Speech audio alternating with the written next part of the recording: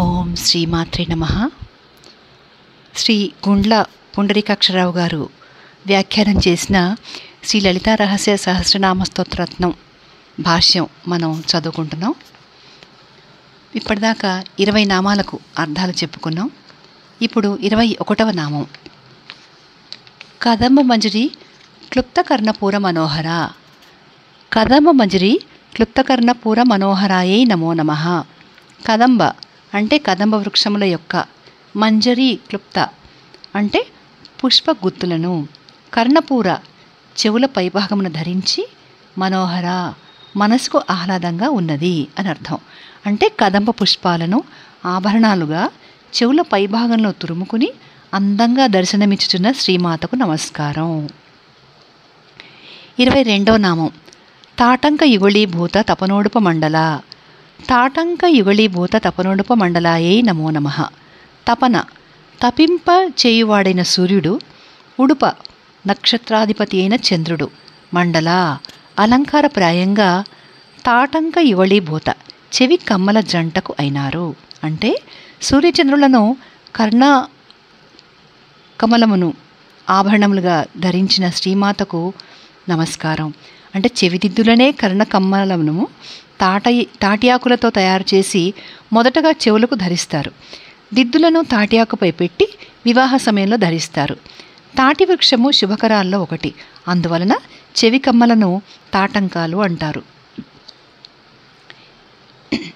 ఇక 23వ నామం. పద్మరాగ శిలాదర్శ పరిభావి కపోలభు. పద్మరాగ శిలాదర్శ పరిభావి కపోలభువే నమో నమః. పద్మరాగశిల అంటే పద్మరాగ మణులను, ఆదర్శ అద్దమును, పరిభావి తిరస్కరించు, కపోలభు గండస్థలములు కలది. పద్మరాగమణులను, అద్దమును తిరస్కరించు కపోలములు గల శ్రీమాతకు నమస్కారం. ఎర్రని పద్మరాగమణులను, అద్దమును మించిన మృదువైన మాత కపోలములు పరమశివుని ప్రతిబింబమును గ్రహించుచున్నవి. ఇక 24. నవవిద్రుమ బింబశ్రీ న్యక్కారి ధనచ్చద. నవవిద్రుమ బింబశ్రీ న్యక్కారి ధనచ్చదాయై నమో నమః. నవ అంటే నూతనమైన, విద్రుమశ్రీ అంటే పగడము వంటి కాంతిని, బింబశ్రీ దొండపండు వంటి కాంతిని, న్యక్కారి తిరస్కరించిన అంటే తక్కువగా చేసి, రదనచ్చద పెదవులు కలది. పగడముల ఎర్రదనము కంటే, దొండపండు ఎర్రదనము కంటే మించిన ఎర్రని కాంతితో ప్రకాశించు పెదవులు గల శ్రీమాతకు నమస్కారం. అంటే పెదవులను పగడాలతోనూ దొండపండుతోనూ పోల్చడం సహజం. కానీ శ్రీమాత పెదవులు నూతనమైన కాంతితో ప్రకాశించుచున్నవి. పగడములకు సానపెట్టిన కానీ ఎర్రదనం రాదు. దొండపండు మొదట పచ్చగా ఉండి తర్వాత క్రమంగా ఎర్రదనానికి వస్తుంది. ఈ రెండు పృథ్వీతత్వం కలవి, అశాశ్వతమైనవి. శ్రీమాత నిత్య కనుక శ్రీమాత పెదవులు పగడము దొండపండు కంటే నిత్య నూతనమై ప్రకాశించుచుండును. 25వ నామం. శుద్ధ విద్యాంకురాకార ద్విజపంక్తి ద్వయోజ్వల. శుద్ధ విద్యాంకురాకార ద్విజపంక్తి ద్వయోజ్వలాయై నమో నమః. శుద్ధ విద్య అంటే జ్ఞాన విద్య, షోడశీ విద్య. అంకుర మొలకవలే, ఆకార రూపము గల, ద్విజపంక్తి దంతముల వరుస యొక్క, ద్వయా జంటచే, ఉజ్వల ప్రకాశించున్నది. శ్రీవిద్య ఎందలి 16 వర్ణములకు 16 బీజముల వంటి రూపములు కల 2 దంత పంక్తులచే ప్రకాశించుచున్న మాతకు నమస్కారం. శ్రీవిద్య గాయత్రి మంత్రంతో సమానం. ఇక్కడ అంకుర దశ దంతములతో సామ్యము. ద్విజ శబ్దమునకు దంతము అని అర్థం. మొదట జన్మించుట, ఆ తర్వాత దంతములు జన్మించుట రెండవది. మూలాధారం నుండి వచ్చిన పరాదశ దంతముల దగ్గర అంకురించి వర్ణములుగా ఏర్పడతాయి. దంతాలు లేనిదే వర్ణాలు వెలువడవు. శుద్ధ విద్యలోని 16 వర్ణాలు 2 దళములై 32 వర్ణములు అవుతున్నాయి. పై దంతముల వరుస 16, క్రింది దంతముల వరుస 16. పై దంతముల వరుస శక్తి స్వరూపము, క్రింది దంతముల వరుస శివస్వరూపము. శివశక్తుల ఐక్యరూపమే సర్వవర్ణములు. ఈ విధంగా శబ్దజాలము 32 దంతముల నుండి బహిర్గతమవుతోంది. 26వ నామం. కర్పూర వీటికామోద సమాకర్ష దిగంతర. కర్పూర వీటిక ఆమోద సమాకర్ష దిగంతరాయై నమో నమః. కర్పూర వీటిక అంటే కర్పూరాదులు కల తాంబూలము యొక్క, ఆమోద అంటే పరిమళము, దిగంతర దిగంతముల వరకు అంటే దిక్కుల చుట్టూ కూడా దిక్కులు చివరి వరకు, సం ప్లస్ ఆకర్షత్ అంటే సమాకర్షత్ నిండి ఉండెను.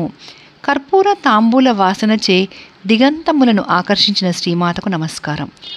శ్రీమాత వేసుకున్న తాంబూల వాసనను 10 మంది దిగ్దేవతలు ఆకర్షిస్తారు, అనగా పరిమళము సర్వత్రా వ్యాపించి ఉన్నది అని భావం. కర్పూర తాంబూల వాసన శ్రీమాత ముఖ కమలము నుండి వెలువడుతున్న వేదవాంగ్మయ పరిమళము. వేదవాంగ్మయమే బ్రహ్మ విద్య.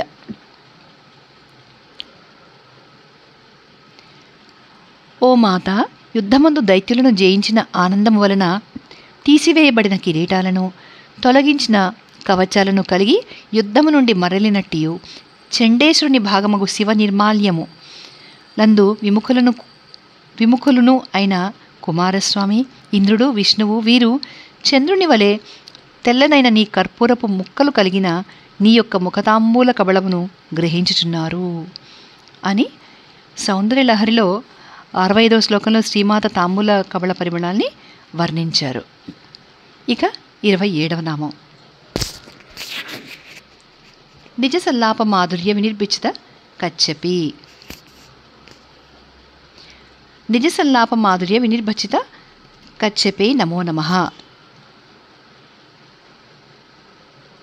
నిజ అంటే తన యొక్క, సత్ ప్లస్ ఆలాప బ్రహ్మ విద్య యొక్క సంభాషణముల, మాధుర్య అంటే తీయదనముచే, వినిర్భచిత విశేషముగా తిరస్కరింపబడిన, కచ్చపి వీణ కలది, సహజమైన తన మాధుర్యములగు సంభాషణలోని శబ్ద మాధుర్యముచే సరస్వతీదేవి వీణను తిరస్కరించుచున్న శ్రీమాతకు నమస్కారం.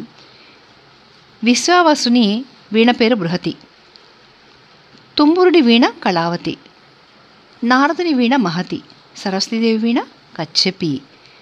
వీణాధ్వనులను మాత్రమే అభివ్యక్తం చేయును, సర్వర్ణములను చేయలేదు.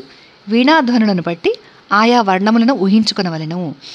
అంటే వీణ మాటలను ఇవ్వలేదు కదా, కాబట్టి ఆ వర్ణాలను ఊహించి ఆనందాన్ని అంటే మాధుర్యాన్ని పొందుతాము. శ్రీమాత సంభాషణలోని మాధుర్యము అనిర్వచనీయము. శ్రీమాత పలుకులలోని మాధుర్యము మరియు స్పష్టత సరస్వతీదేవి వీణానాదం కంటే చాలా గొప్పది అని చెప్తున్నారు. 28వ నామం మందస్మిత ప్రభాపూర మజ్జత్ కామేశ మానస. మందస్మిత ప్రభాపూర మజ్జత్ కామేశ మానసాయే నమో నమః. మందస్మిత అంటే చిరునవ్వు యొక్క, ప్రభాపూర కాంతుల ప్రవాహములలో, మజ్జత్ మునుగుచున్న, కామేశ శివుని యొక్క, మానస మనస్సు కలది.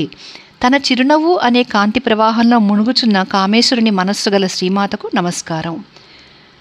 కామేశ్వరుడు శ్రీమాత చిరునవ్వు అను కాంతి ప్రవాహంలో ఆనందంతో మునుగుతూ తేలుతూ ఉంటాడు.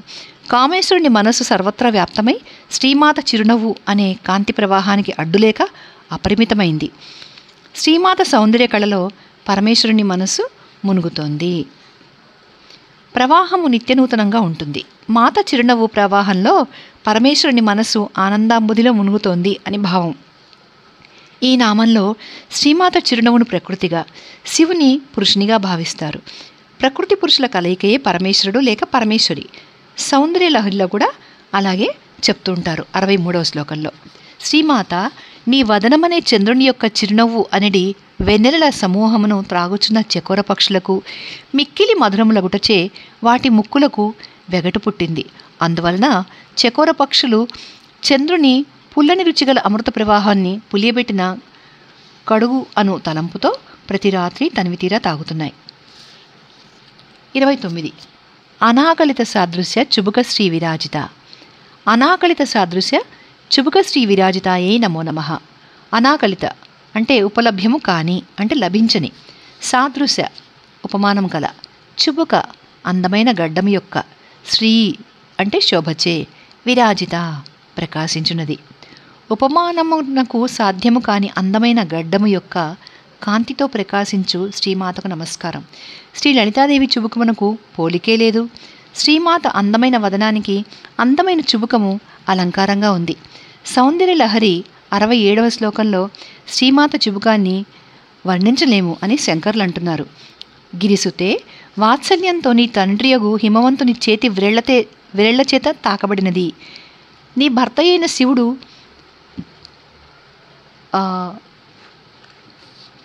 అదరపానము చేయుటకు తతర్పాటుతో మాటిమాటికి పైకి ఎత్తినదియు, నీ ముఖదర్పణమును చూచుకొనుటకు శివునకు చేత్తో పట్టుకొనదగిన పిడివలె నుండునదియు.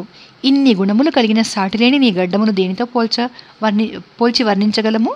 దానికి సాటి వస్తువు ఏ లోకంలోనూ లేదు అని భావము. కనులను కమలములతోనూ, కనుబొమ్మలను ధనుసుతోనూ, పెదవులను దొండపండుతోనూ, దంతములను దానిమ్మ గింజలతోనూ, నాసికను సంపెంగ పువ్వుతోనూ పోలిక చేసి కవులు వర్ణిస్తారు. కానీ చుబుకానికి ఉపమానం లేదు. శ్రీమాత చుబుకం అందంగా కాంతివంతంగా ప్రకాశిస్తోంది అని వ్యాస మహర్షి వసిన్యాదుల వాక్కును మనకు ఈ నామం ద్వారా అందిస్తున్నారు. ఇప్పుడు 30వ నామం కామేశబద్ధమాంగళ్య సూత్రశోభిత కంధర. కామేశబద్ధమాంగళ్య సూత్రశోభిత కంధరాయై నమో నమః. కామేశ అంటే శివునిచే, బద్ధ కట్టబడిన, మాంగళ్య సూత్ర మంగళసూత్రముచే, శోభిత ప్రకాశించుచున్న, కంధర కంఠము కలది. పరమశివుడు పార్వతి కంఠమున కట్టిన మంగళసూత్రముచే ప్రకాశించు శ్రీమాతకు నమస్కారం. శ్రీమాత మంగళసూత్ర శోభతో ప్రకాశించుచున్నది అని భావము. మంగళసూత్ర ధారణ వేదకాలంలో లేదు. పాణిగ్రహణము, సప్తపది మాత్రమే ఉన్నాయి. ఈ నామంలో మాత కంఠము అనేక రాగాల పుట్టుకకు ఆలవాలం అని గ్రహించాలి. శ్రీమాత కామేశ్వరుడు నీ మెడలో కట్టిన మంగళసూత్రంలోని 3 ముడులు షడ్జగ్రామ, మధ్యమ గ్రామ, గాంధార గ్రామములకు నిలయము. కంఠమునకు 3 ముడతలు అనేక రాగాలకు నిలయం. 3 ముడులు సంగీత గాత్ర త్రయానికి భావం అని గ్రహించదగును అని సౌందర్యలహరి 69వ శ్లోకంలో శంకర్లు చెప్పిన దానికి భావం. 31వ నామం కనకాంగద కేయూర కమనీయ భుజాన్విత. కనకాంగద కేయూర కమనీయ భుజాన్వితాయే నమో నమః. కనక అంటే బంగారంతో నిర్మించిన, అంగద భుజకీర్తులు, కేయూరములు భుజకీర్తులు, కమనీయ మనోహరమైన, భుజాన్విత 4 భుజములు కలది. అంగదములు కేయూరములు అనే బంగారు భుజాభరణములతో ప్రకాశించు శ్రీమాతకు నమస్కారం. అంగదములు కేయూరములు అనే ఆభరణములు భుజానికి ధరించేవి. వీటిని భుజకీర్తులు అంటారు. శ్రీమాత 4 భుజాలకు ఈ ఆభరణాలు ధరించి ఆవిడ ప్రకాశిస్తోంది. స్త్రీలు బంగారు ఆభరణాలు ధరించాలి. సువర్ణము శరీరమునకు మంచి కాంతినిస్తుంది. సువర్ణంలోని ధాతువు శరీరంలో ప్రవేశించి బలాన్ని చేకూరుస్తుంది. 32వ నామం రత్నగ్రైవే చింతాకలోల ముక్తా ఫలాన్విత. రత్నగ్రైవే చింతాకలోల ముక్తా ఫలాన్వితాయే నమో నమః. రత్న అంటే రత్నములతో కూర్చబడిన, గ్రైవేయ కంఠాభరణమున, చింతాక అను ఆభరణములలో, లోల అంటే కదులుతున్న వ్రేలాడుతున్న, ముక్తా ఫలాన్విత ముత్యముల వరుసలు కలది. కంఠమునకు ఆభరణంగా ధరించిన రత్న చింతాకలో వ్రేలాడుచున్న ముత్యాల వరుసతో శోభిల్లుచున్న శ్రీమాతకు నమస్కారం. ఈ నామంలో కంఠాభరణం వర్ణితం. నవరత్నములతో పొదిగిన చింతాక ఆభరణములో 3 వరుసలు అడ్డంగా ఉంటాయి. నవరత్నాలు ఏంటంటే వజ్రము, ముత్యము, పగడము, గోమేధికము, ఇంద్రనీలము, వైఢూర్యము, పుష్యరాగము, మరకతము, మాణిక్యము. శ్రీమాత ఆభరణంలోని 3 వరుసలు చింతాకలోల ముక్త అనే దానికి విశేషార్థం. శ్రీమాత కంఠాన్ని ధ్యానించేవారు చింతాక మధ్యములు. వీరు మనస్సును శ్రీమాత యందు నిలుపువారు. మనస్సు లోలత్వంతో అంటే మనసు నిలకడలేనివారు ఆరాధించువారు అధములు. వీరు మిక్కిలి ఆశలు కలవారు. ముక్తికే శ్రీమాతను ఆరాధించువారు ఉత్తములు. భద్రాచలంలో భక్త రామదాసు సీతాదేవికి చేయించిన చింతాకు పథకము స్మరింపదగినది. 33వ నామం కామేశ్వర ప్రేమరత్నమణి ప్రతిపణస్తని. కామేశ్వర ప్రేమరత్నమణి ప్రతిపణస్తన్యై నమో నమః. కామేశ్వర అంటే కామేశ్వరుని యొక్క, ప్రేమరత్నమణి ప్రేమ అను రత్నశ్రేష్టమును, ప్రతిపణ కొనుటకు విలువగా, స్తనద్వయములను ఇచ్చినది.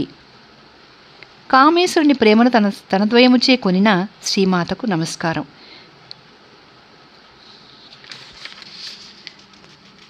శ్రీమాత స్తనద్వయం అంటే సూర్యచంద్రులు. వీరు సమస్త ప్రాణికోటికి ఆధారం. రాత్రి పగలు కాలములను కల్పించువారు, త్రికాలంలో నిలిచేవారు. శ్రీమాత పరమేశ్వరుని ప్రేమాతిశయమును పొందిన సాధ్వి. శ్రీమాత పాతివ్రత్యమును ఈ నామంలో గ్రహించవచ్చును. 34వ నామం నాభ్యాల వాల రోమాళి లతాఫల కుచద్వయి. నాభ్యాల వాల రోమాళి లతాఫల కుచద్వయే నమో నమః. నాభి ప్లస్ ఆలవాల బొడ్డు పాదుగా గల రోమాళి నూగారు అనెడు లతా తీగకు ఫలములుగా గల కుచ స్థనములు ద్వయి జంటగా కలది. నాభియే పాదుగా గల నూగారనెడు తీగకు 2 స్థలములనెడు ఫలములు గల శ్రీమాతకు నమస్కారం. లతకు ఆధారం నాభి. నాభి అనగా సంసార కూపం. దీని నుండి వచ్చిన లతను ఉద్ధరించుటకై శ్రీమాత జ్ఞానధారలు గల 2 స్తనములను ధరించింది. మాత జ్ఞానధారలు ఆస్వాదించిన వారు జ్ఞానులై సంసార సాగరం నుండి తరిస్తారు. ఇక్కడ శ్రీమాత సర్వజీవరాశులకు మధుక్షీరలను ప్రసాదించు మాతృమూర్తిగా గోచరిస్తోంది. తనను ఉపాసించే భక్తులకు శ్రీమాత జ్ఞానధారలు ప్రసాదిస్తుంది. 35 లక్షరోమలతాధార తాసమున్నేయ మధ్యమా. లక్షరోమలతాధార తాసమున్యే మధ్యమాయే నమో నమః. లక్ష్య అంటే కనపడుతున్న, రోమలత నూగారు అనెడు తీగకు, ఆధారత ఆధారంగా ఉన్న, సమున్నేయ ఊహించిన, మధ్యమా సన్నని నడుము కలది. నూగారనెడు తీగకు ఆధారమైన సన్నని నడుము గల శ్రీమాతకు నమస్కారము. మ్రోగుచున్న చిరుగంటల మొలనును ధరించినది, నడుము కృషించినది అంటే సన్నని నడుము గలది. శరత్కాల పూర్ణచంద్రుని వంటి వదనం గలది. ధనుస్సు బాణము పాశము అంకుశములను చేతులచే ధరించినదియు. త్రిపురాంతకుని అంటే శివుని రూపురాలగు శ్రీదేవి మాకు ప్రత్యక్షమవుగాక అని సౌందర్యలహరి 7వ శ్లోకంలో శంకర్లు చెప్తున్నారు. ఈ నామం దగ్గర మనం ఈ వీడియో ఆపేద్దాం. తర్వాత నెక్స్ట్ వీడియోలో విందాం.